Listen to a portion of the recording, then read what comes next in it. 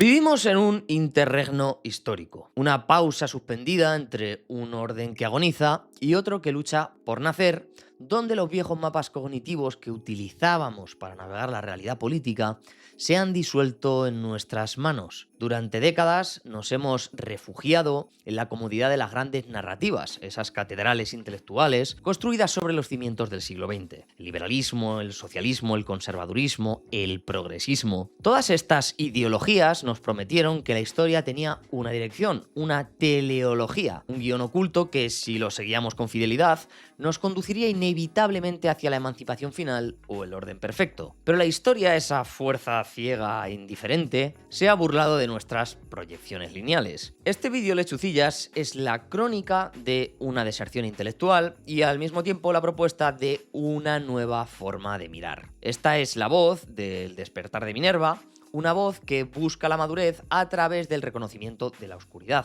Tengo que reconocer que he abandonado las ideologías monolíticas no por cinismo, sino por necesidad de supervivencia. Me explico. He dejado de ser un creyente para convertirme en un realista sistémico. El realismo sistémico no es una nueva doctrina salvífica en absoluto, no te ofrece el cielo ni la tierra. Es, por el contrario, una herramienta de navegación para aguas turbulentas. Se basa en una premisa oscura pero liberadora. El mundo no está diseñado para nuestra felicidad, la moralidad no está inscrita en los átomos del universo y nuestras estructuras sociales son ficciones frágiles que requieren un mantenimiento constante y honesto y no la fe ciega de los fanáticos.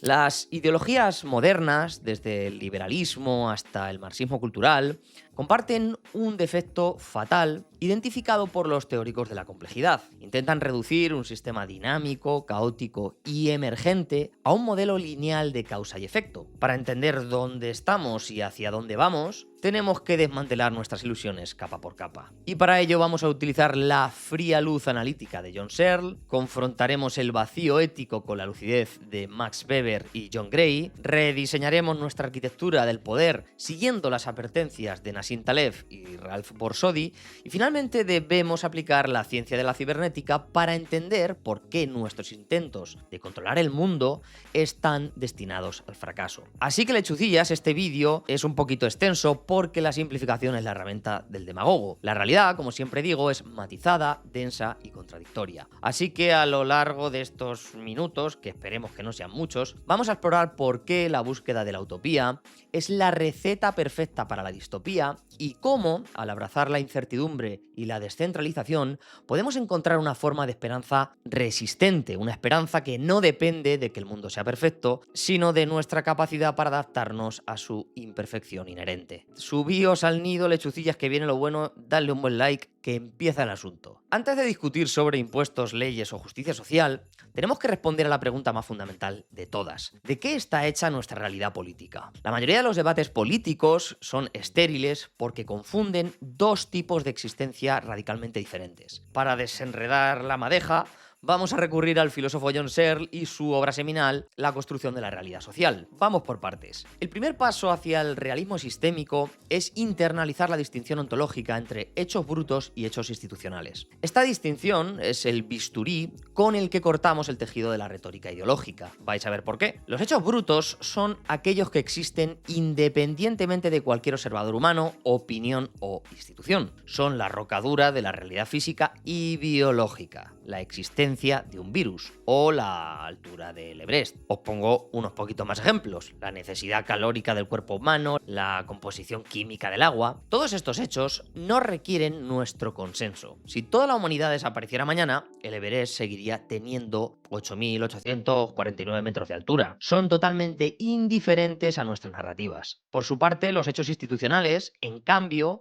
solo existen porque existe un acuerdo colectivo humano para que existan. Su existencia depende completamente de la intencionalidad colectiva y del lenguaje. Por ejemplo, el dinero. Ese papel verde tiene valor solo porque acordamos colectivamente que lo tiene. El matrimonio, igual, es un estatus creado por una declaración performativa. El juez o el cura os dice: yo os declaro marido y mujer, y modifica la realidad institucional. El presidente de la República es un hecho institucional. Biológicamente es solo un homínido más. Las fronteras nacionales, estas son líneas imaginarias reforzadas por la violencia y el acuerdo. Pero lo explico de esta manera. Searle establece una fórmula lógica para la creación de esta realidad. X cuenta como Y en el contexto C.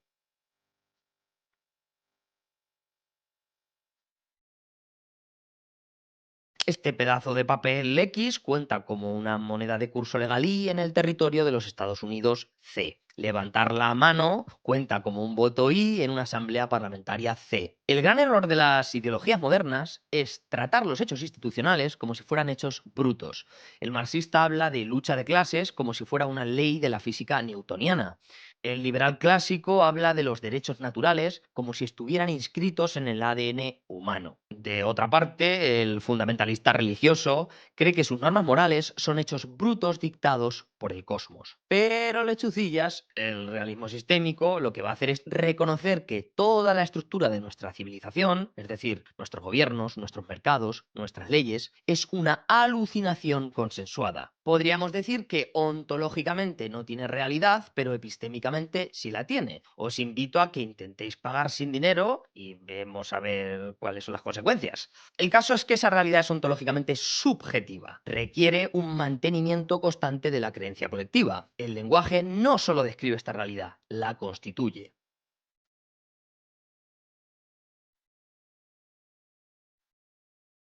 A diferencia de los hechos brutos, que el lenguaje simplemente describe, como la nieve es blanca, los hechos institucionales no pueden existir sin el lenguaje porque el lenguaje es el medio a través del cual representamos el estatus y que imponemos sobre el objeto X. Aquí radica la extrema vulnerabilidad de las sociedades complejas. Si la confianza en el contexto C se erosiona, la función Y colapsa y el objeto revierte a su estado de hecho bruto X. Por ejemplo, en una hiperinflación, el billete Y deja de ser dinero y vuelve a ser papel coloreado X.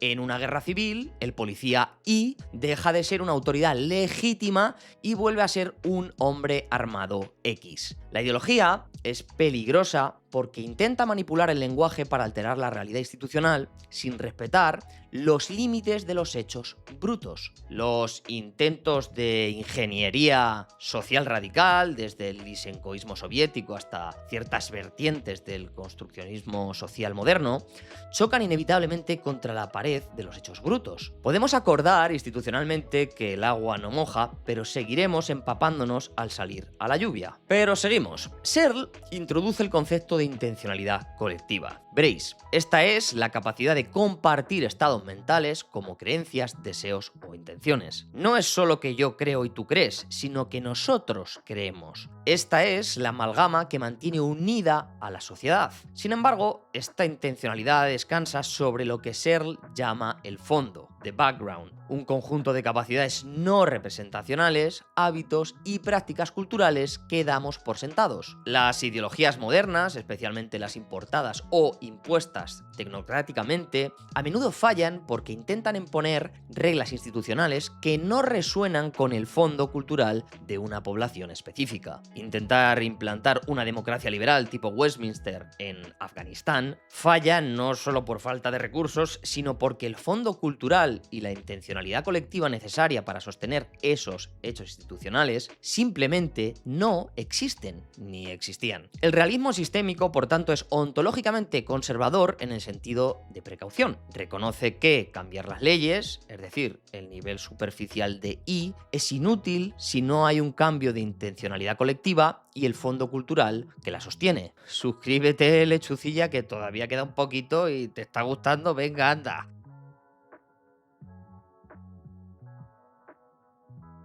Pero bueno, habiendo establecido que nuestra realidad política es una construcción frágil, tenemos que abordar ahora la cuestión de los valores. ¿Hacia dónde deberíamos dirigir esta construcción? Aquí es donde el realismo sistémico rompe definitivamente con el humanismo liberal y adopta una postura trágica pero necesaria, informada por Max Weber y John Gray, que ya las conoceréis. El mundo moderno está embriagado con la idea del progreso. No solo el progreso tecnológico, que es innegable y acumulativo, sino el progreso ético y político.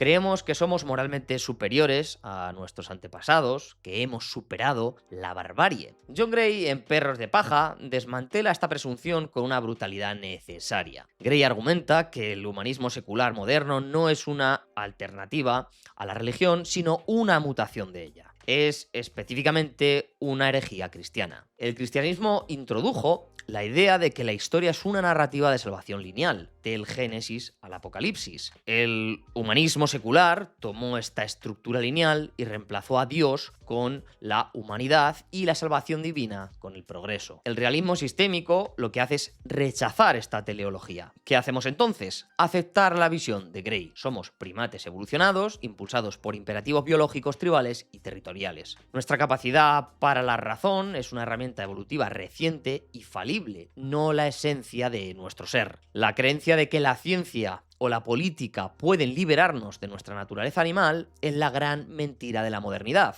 Los humanos piensan que son seres libres y conscientes cuando en verdad somos animales que nos engañamos bastante. Y sus religiones son intentos de librarse de una libertad que nunca han poseído. Al aceptar nuestra naturaleza animal, abandonamos la esperanza utópica de crear un hombre nuevo, ya sea el hombre soviético o el ciudadano liberal global. Es importante señalar que la historia no es una línea ascendente, es muchas veces cíclica. Tomad esto con comillas. La tortura, la esclavitud y el genocidio no son cosas del pasado, son posibilidades latentes en nuestra naturaleza que resurgen cada vez que las frágiles barreras institucionales se rompen, es decir, los hechos y de ser. Pero entonces, lechucilla madre, si no hay un destino universal para la humanidad, ¿cómo gestionamos nuestros desacuerdos? Aquí entra Max Weber y su diagnóstico del desencantamiento del mundo y el politeísmo de los valores. Veréis, lechucillas, las ideologías nos venden la idea de la compatibilidad total de las virtudes. Nos dicen que una sociedad puede ser simultáneamente perfectamente igualitaria, perfectamente libre, perfectamente diversa, perfectamente cohesiva. Sin embargo, el realismo sistémico afirma categóricamente que esto es imposible. Vivimos en un universo de valores en conflicto irreconciliable. Si priorizamos la libertad absoluta de mercado, sacrificamos la equidad económica. Si priorizamos la seguridad total, como veremos en el caso de Bukele, sacrificamos la privacidad y el debido proceso. Por otra parte, si priorizamos la justicia retributiva estricta, estamos sacrificando la misericordia. Tú con tu amigo, unas veces te tocará ser justo y otras veces misericordia, pero la justicia, al ser ciega e imparcial, pues se puede llevar por delante a tu amigo. Pero bueno, a esto Weber lo llamó el politeísmo porque es como la guerra entre los dioses griegos. Servir a Ares, a la guerra, implica ofender a Afrodita, el amor. No hay una síntesis lógica, no hay una tercera vía mágica que resuelva estas tensiones. La política es trágica porque implica elegir qué dios sacrificar en el altar de la necesidad. Pero bueno, lechucillas, frente a este panorama, el liberalismo universalista, es decir, la creencia de que todo el mundo debe adoptar la democracia liberal occidental, los derechos humanos individuales y el libre mercado, se revela no como la verdad final, sino como una forma de imperialismo cultural condenada al fracaso. ¿Por qué digo esto? Intentar imponer un único modelo de vida buena a una especie caracterizada por la divergencia cultural es una receta para el conflicto perpetuo. En lugar de la utopía universal, el realismo sistémico aboga por el modus vivendi. Es decir, el objetivo de la política no debe ser la realización de la verdad o la virtud suprema, sino la coexistencia pacífica de formas de vida diferentes e incompatibles. El modus vivendi reconoce que hay muchos regímenes legítimos que no son liberales. Busca acuerdos pragmáticos basados en intereses compartidos, seguridad, comercio, ecología, en lugar de valores compartidos. Es una ética de mínimos, no de máximos. Como señala Gray, los derechos humanos universales no son una constitución ideal para un régimen único en todo el mundo, sino un conjunto de estándares mínimos para la coexistencia pacífica entre regímenes que siempre seguirán siendo diferentes. Abandonar la ideología significa abandonar la pretensión de tener la solución para toda la humanidad. Significa aceptar que lo que funciona en Zúrich puede no funcionar en Kabul o en San Salvador y que intentar forzar esta compatibilidad ha costado millones de vidas. Vale, lechucillas, os estaréis preguntando, si abandonamos entonces los valores universales del liberalismo, caemos en el relativismo moral absoluto. ¿Significa esto que todo vale y que la tiranía es tan válida como la democracia? Absolutamente no. Aquí es donde complementamos el realismo de Weber con la ética naturalista de John Gray, un complemento vital para la ética de la responsabilidad. El hecho de que no exista una única forma perfecta de vivir no significa que no existan formas objetivamente malas de vivir. El realismo sistémico se ancla en el hecho bruto de nuestra biología. Somos seres humanos y como animales humanos tenemos una dimensión física, psíquica, moral y biológica que impone límites objetivos.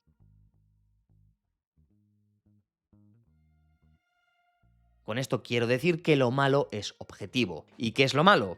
Aquello que lesiona al ser humano en su dimensión fundamental. La tortura, el hambre extrema, la humillación sistemática, la inseguridad crónica. Todo esto es un mal universal porque lesiona al ser humano en su faceta física, psicológica, moral, etc. Por lo tanto, esto no es una construcción social. El dolor es un hecho bruto. Un gulag es malo no porque viole una carta abstracta de la ONU, sino porque destruye la integridad psicobiológica del animal humano. Por otra parte, existen bienes que todas las sociedades valoran porque son necesarios para el florecimiento humano. Por ejemplo, la seguridad, la libertad de acción, el bienestar material.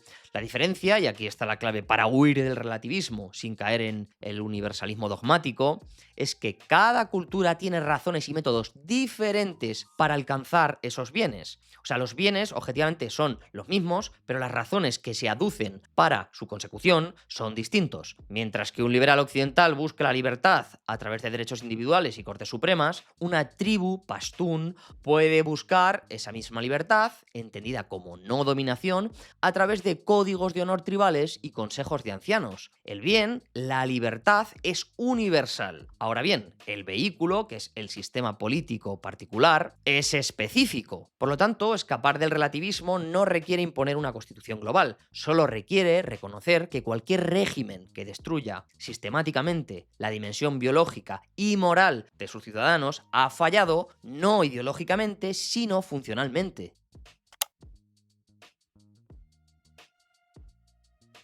Por lo tanto, es una manera también de rechazar el idealismo del derecho naturalista, en fin, todas estas cosas que son pura metafísica. Pero continuemos, lechucilla, y suscríbete que todavía quedan cosas buenas. ¡Venga el nido! Si nuestra realidad es construida y nuestros valores deben respetar nuestra naturaleza biológica, entonces, ¿cómo diseñamos estructuras de poder? Las ideologías modernas tienden hacia la centralización. Sin embargo, el realismo epistémico, informado por Taleb y Borsodi, aboga por lo contrario: descentralización y alineación de incentivos. Nassim Taleb identifica la patología central de nuestro tiempo: la transferencia de fragilidad. Esto es, hemos creado una clase dirigente de burócratas, políticos, banqueros y académicos que toman decisiones sin sufrir las consecuencias si se equivocan. En un sistema sano, la autoridad y la responsabilidad son simétricas. El capitán se hunde con su barco, el señor feudal cabalgaba al frente de sus tropas. Hoy, sin embargo, vivimos bajo el dominio de lo que Taleb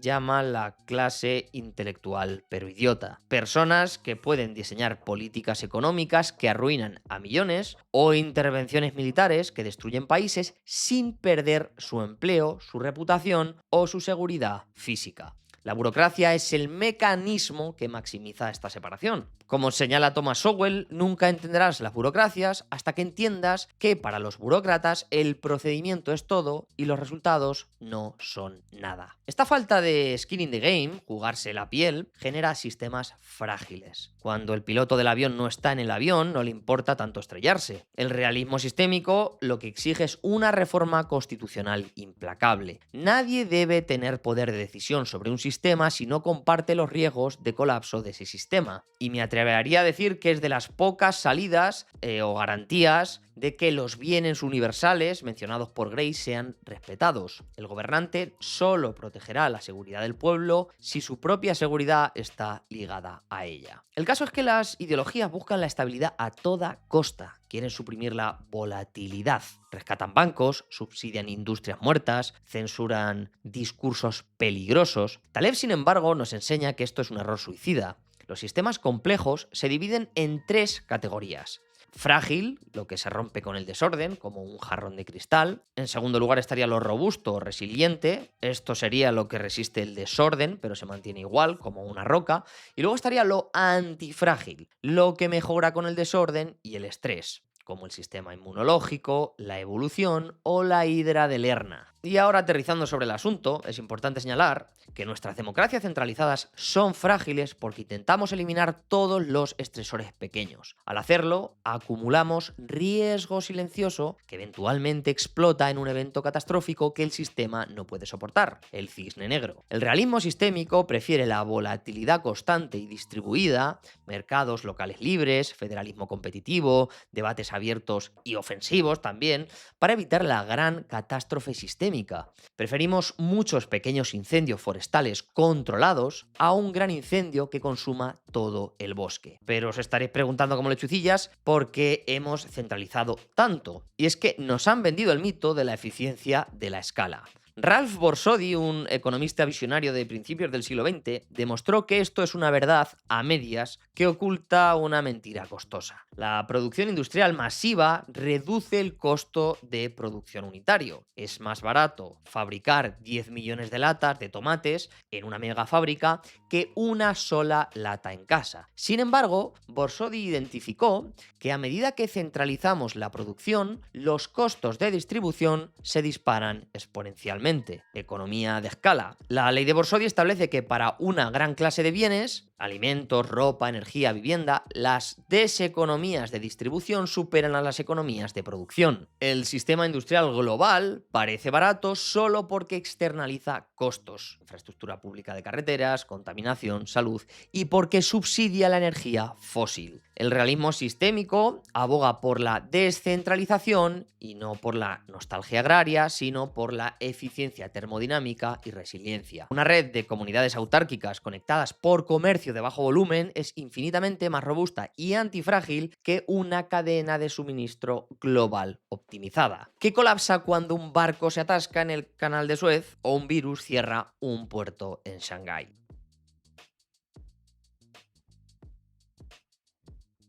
Ahora bien, si la estructura debe ser descentralizada, ¿cómo gestionamos la complejidad? Las ideologías modernas, tanto de izquierda, la planificación central, como de derecha tecnocrática, el neoliberalismo global, sufren de lo que Friedrich Hayek llamó la fatal arrogancia, que ya he comentado en otros vídeos. ¿Qué quiero decir con esto? Hayek demostró que el problema económico fundamental no es cómo asignar recursos dados, sino cómo utilizar el conocimiento que no está dado a nadie en su totalidad. Y esto es la clave. Y suscríbete, pajarraca, que viene lo bueno. El conocimiento relevante para la vida social es local, tácito, disperso y fugaz. El precio de un tomate en un mercado local contiene información sobre el clima de ayer, el costo de la gasolina, el deseo de los consumidores en ese barrio y la intuición del agricultor. Ninguna autoridad central, ninguna inteligencia artificial, ningún politburó puede agregar esta información en tiempo real sin perder la mayor parte de ella. Al intentar planificar centralmente, imponer un I masivo sobre millones de X, el Estado destruye los mecanismos de retroalimentación que permiten al sistema ajustarse. La curiosa tarea de la economía es demostrar a los hombres lo poco que realmente saben sobre lo que imaginan que pueden diseñar. Me ha quedado bien la cita de Hayek, ¿no? ¿O qué? Y aquí integramos la cibernética de segundo orden. La cibernética clásica de primer orden trata sobre sistemas observados, como un ingeniero observa una máquina de vapor. La cibernética de segundo orden trata sobre sistemas que observan y reconoce que el observador es parte del sistema.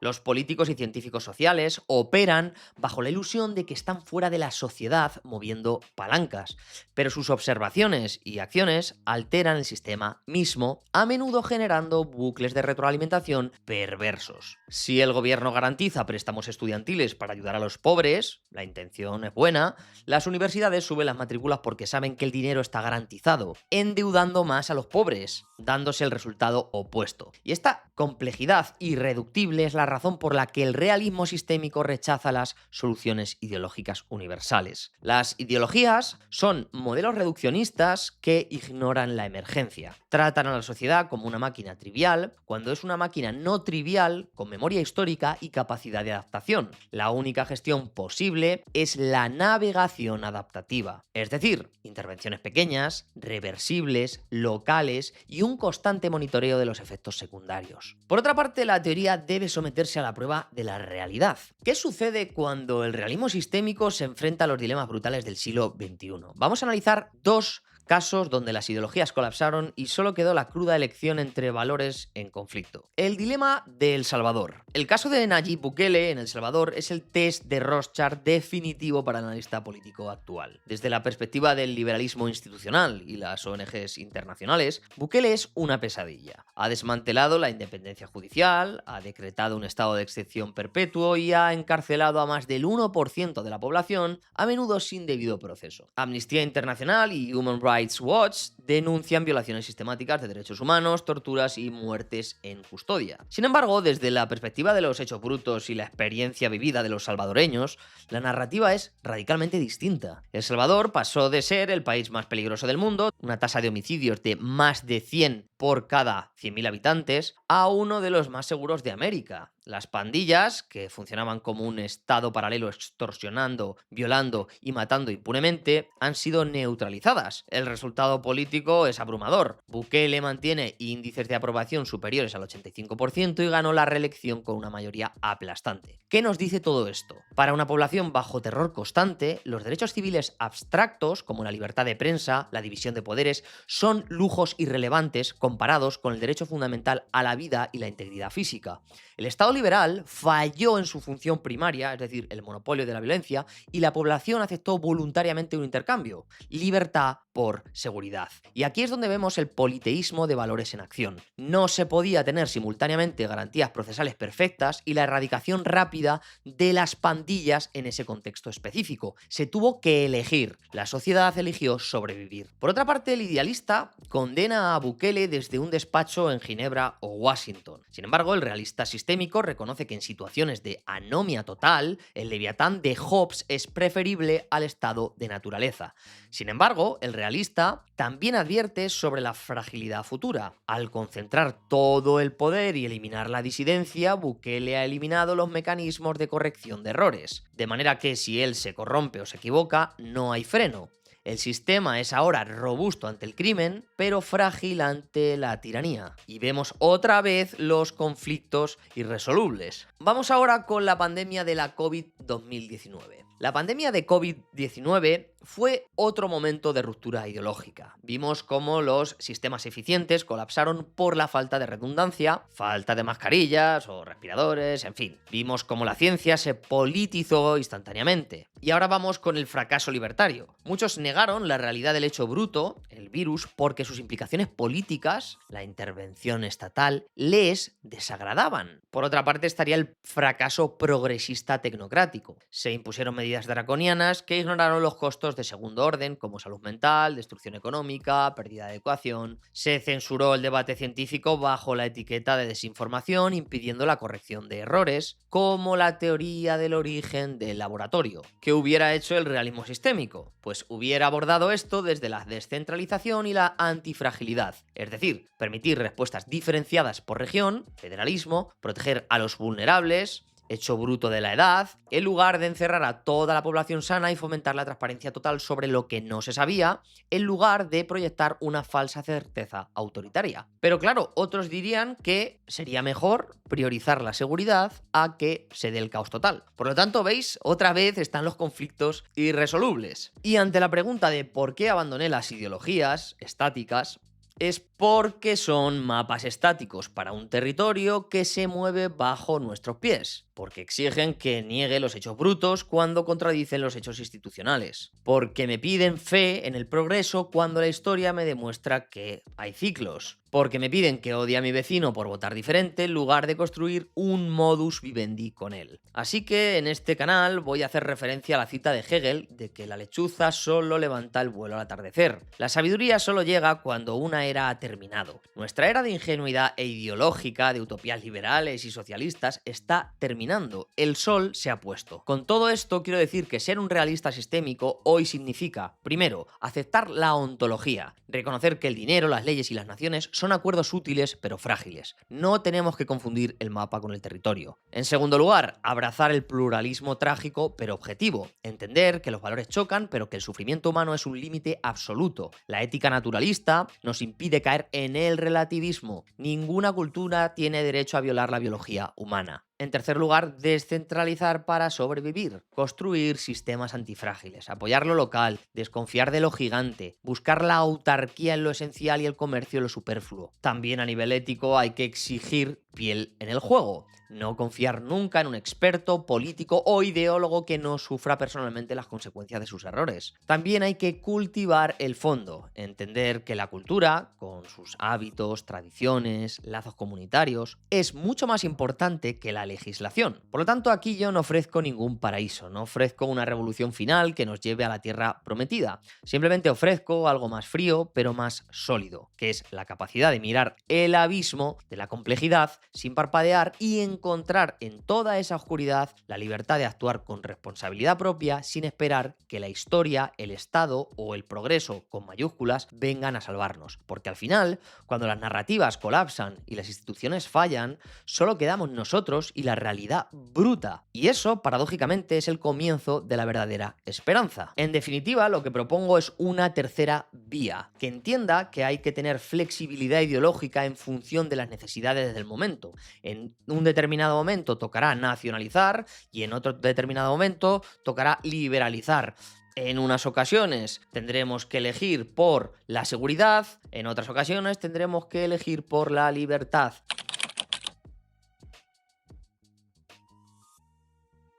Y así es como poco a poco nos vamos adaptando al sistema y no intentamos que digamos, que el mundo, que los hechos brutos tengan que calzar en el lecho de Procusto de la ideología. Y como siempre digo, si este vídeo os ha gustado, dadle un buen like, compartidlo, que esto ayuda al canalcico a crecer y dejadme en los comentarios qué opináis de todo el asunto, que es buen asunto, pajarracas. Nos vemos al alba. Cuidado.